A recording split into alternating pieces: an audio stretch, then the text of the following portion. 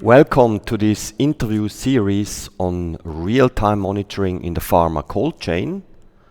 Today with me, Philipp Osl, CEO of LPRO. Hi, and thanks for the invitation. Philipp, first of all, some terms. What's the difference between traditional technologies in data monitoring and real-time monitoring? Well, as it is well known, the quality relevant parameter in the pharmaceutical supply chain is temperature.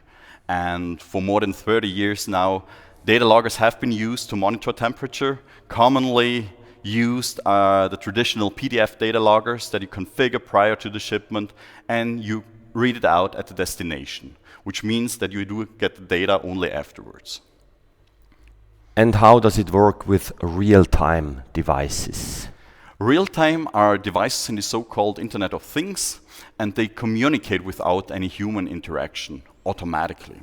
And in the most ideal case we could think of, an intervention could be triggered automatically prior to a deviation occurs. Now, in our case, we use the public infrastructure, the LP wide area network, the low power wide area network, LPWAN, for automatic communication and transportation of the temperature measurement values. And so to say, as an additional benefit, we automatically also get the position of the device.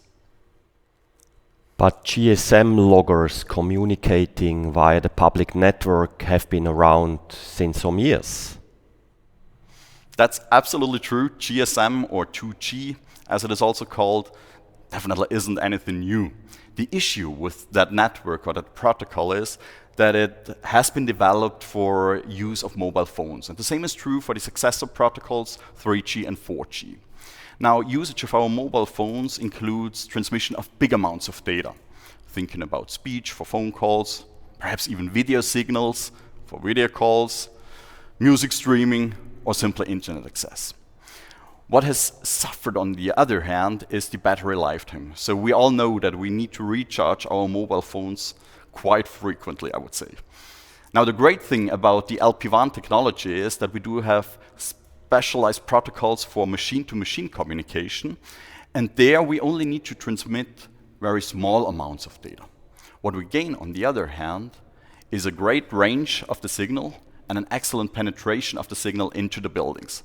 And in addition to that, an excellent battery lifetime that allows to run devices for several years.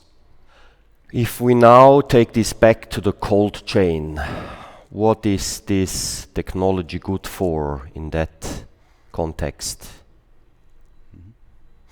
I think we need to distinguish between the two main protocols that kind of stand for the two main applications we have in the cold chain monitoring application area. On the one hand, we do have the LTE-M protocol, which is in particular useful for shipment monitoring.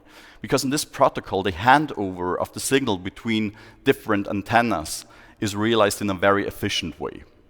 And this is important if the data logger is moving, be it installed in a truck or a container or wrapped with the shipment on a pallet. On the other hand, we do have the NB-IoT protocol, which is in particular suitable for stationary monitoring applications. In this protocol, the handover between the antennas doesn't work as efficiently as in the LTE-M protocol, but again, even better range and penetration, which allows to get the signal even from a basement. And the most commonly used example probably are the measurement devices for gas or water that are supposed to transmit their current value once per month over several years and even from the third floor in the basement.